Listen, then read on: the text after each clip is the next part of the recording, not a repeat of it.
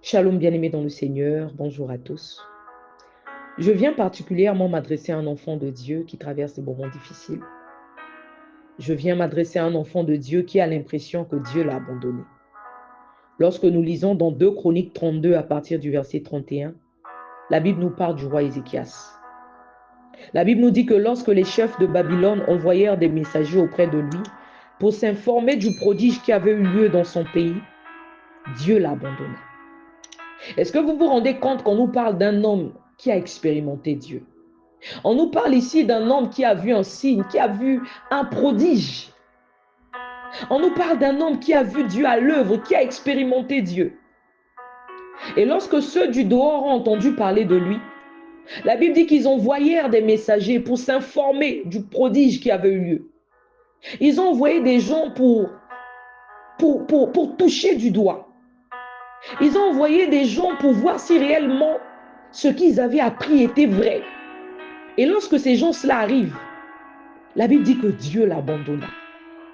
C'est là que tu te rends compte que quelquefois on se retrouve dans des situations compliquées.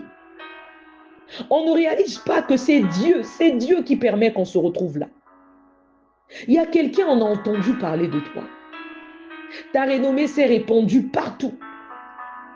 Et les gens sont venus vers toi exprès pour toucher du doigt, pour voir si réellement ce qu'ils avaient entendu de toi, si réellement ce qu'ils avaient appris à ton sujet était vrai.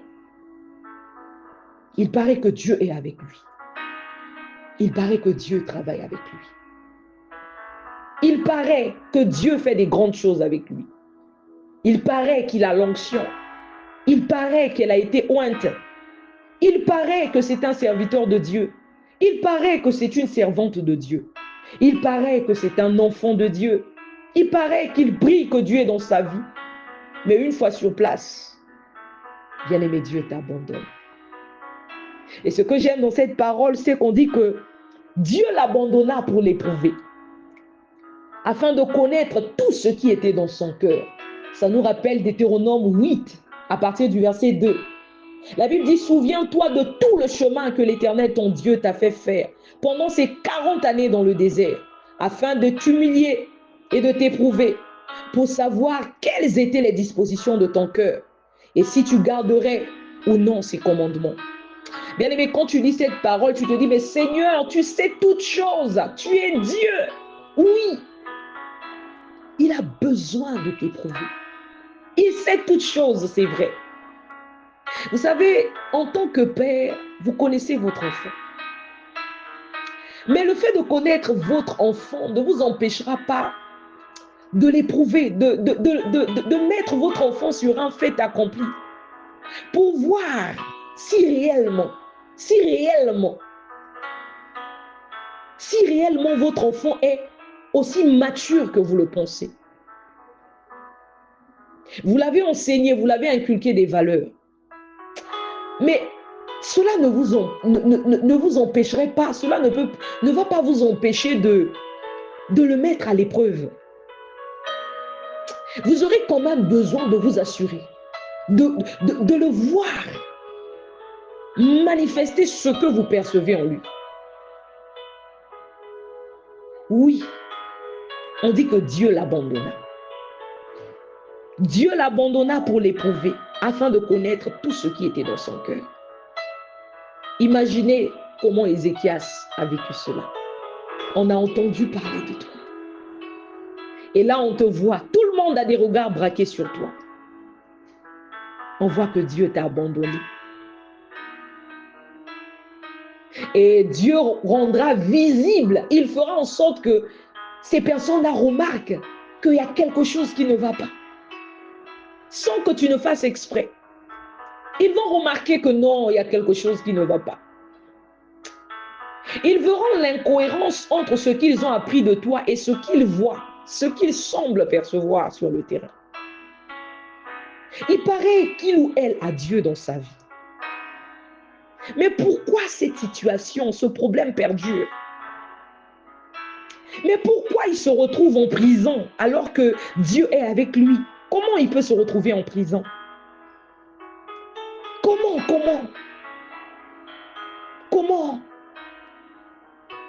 Il paraît qu'il a Dieu dans sa vie. Tu as l'impression que tu ne mérites pas ce que tu vis. Bien-aimé, tout est coordonné par Dieu. Lorsque nous lisons dans le livre d'Esther, Esther chapitre 2 à partir du verset 21, la Bible nous parle d'un homme au nom de Mardochée. Alors que cet homme était assis à la porte du roi, il eut connaissance du complot que complotaient les deux eunuques du roi, gardes du seuil. Et la Bible nous dit qu'il en informa la reine Esther, qui était sa nièce. Et la reine Esther, à son tour, l'a redit au roi de la part de Mardochée.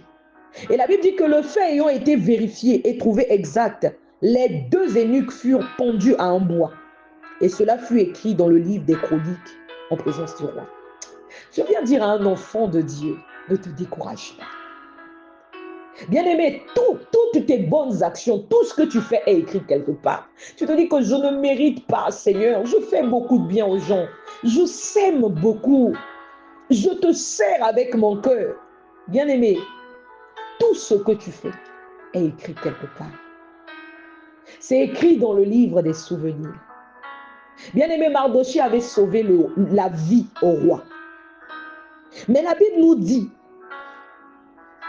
qu'après cela, le roi éleva Aman. Il éleva Aman au-dessus de tout le reste de ses serviteurs. Il éleva au-dessus. Waouh! Est-ce que j'imagine comment Mardochée avait vécu ça? Tu as sauvé la vie au roi, tu t'attends à une récompense. Mais au lieu que ce soit toi, on prend quelqu'un d'autre et on l'établit. On l'établit au-dessus de tous. Et toi, tu te regardes, tu dis non. Tu dis, Seigneur, je mérite mieux. Je mérite mieux. Tu penses à tous les sacrifices que tu fais. Tu penses à tous ces efforts, à tout ce que tu fais. Et là, tu regardes d'autres personnes être élevées. Tu regardes d'autres personnes être établies. Tu entends seulement, non, un tel a été promu. Mais toi, on t'oublie. Tu fais des choses, mais tu as l'impression qu'on ne reconnaît pas tes efforts. On ne reconnaît pas tes sacrifices, tout ce que tu fais. On ne voit pas ça. Tu dis, Seigneur, qu'est-ce que j'ai fait pour mériter ça? Pense à Mardochée. Pense à Joseph. Qu'est-ce qu'il avait fait pour se retrouver en prison? Bien-aimé, ne te décourage pas. Toutes tes bonnes actions sont écrites quelque part. Alors que Mardochée avait sauvé la vie au roi, la Bible dit que cela fut écrit dans le livre des chroniques en présence du roi.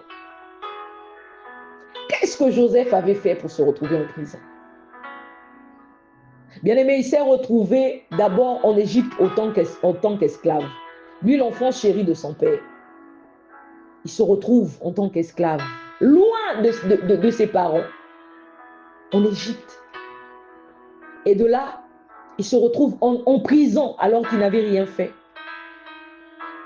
Mais bien aimé, il n'a pas cessé d'être la bonne personne qu'il était.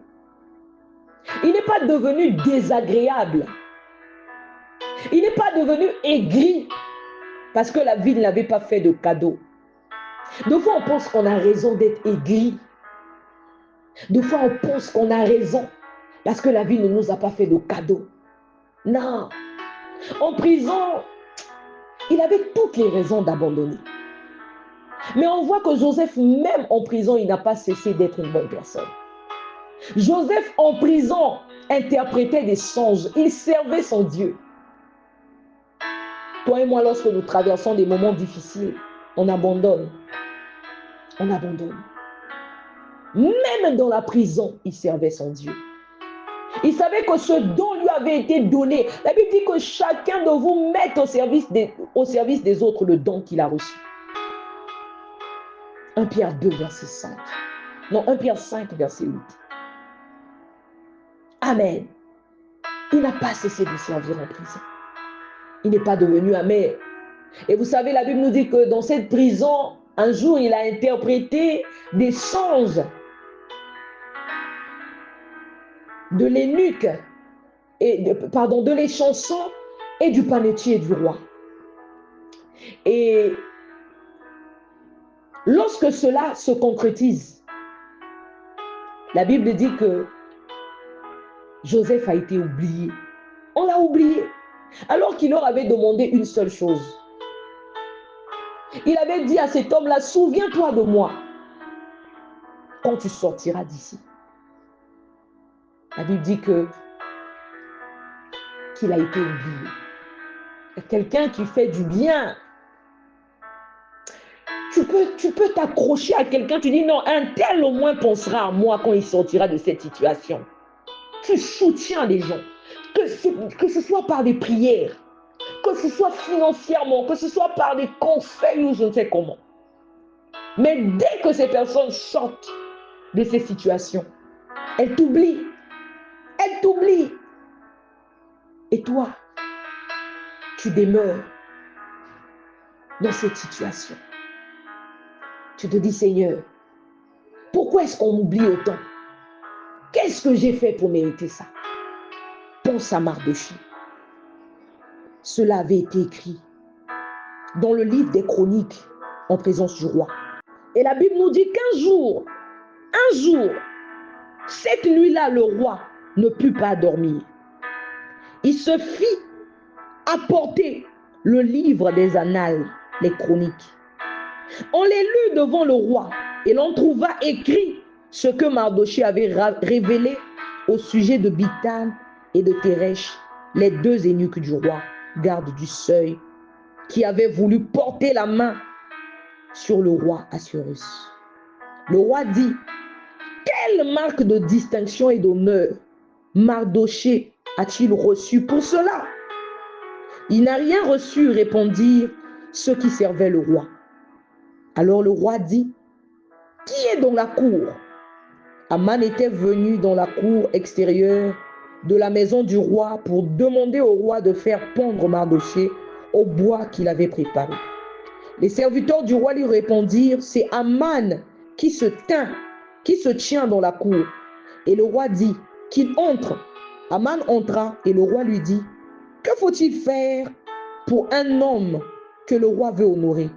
Aman se dit en lui-même, quel autre que moi le roi voudrait-il honorer?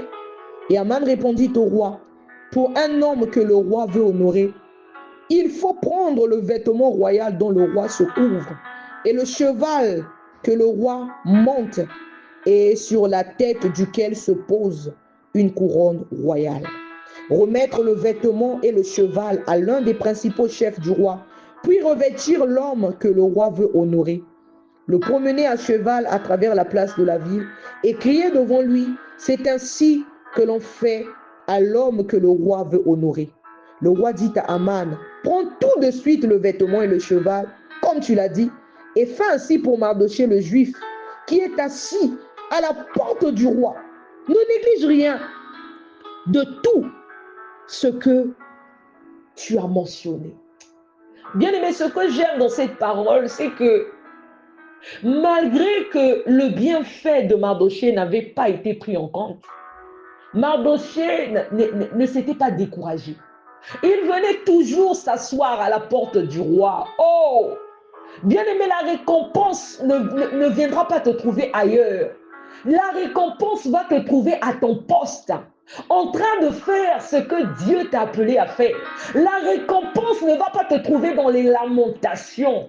La récompense viendra te trouver là, en train de rendre ministère, en train de faire ce pourquoi Dieu t'a établi. Oh, en train de faire ce que Dieu t'a appelé à faire.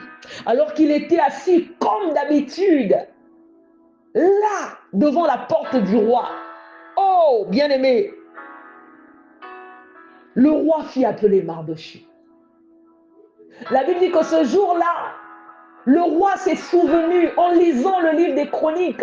Il a vu, il s'est souvenu de Mardochée.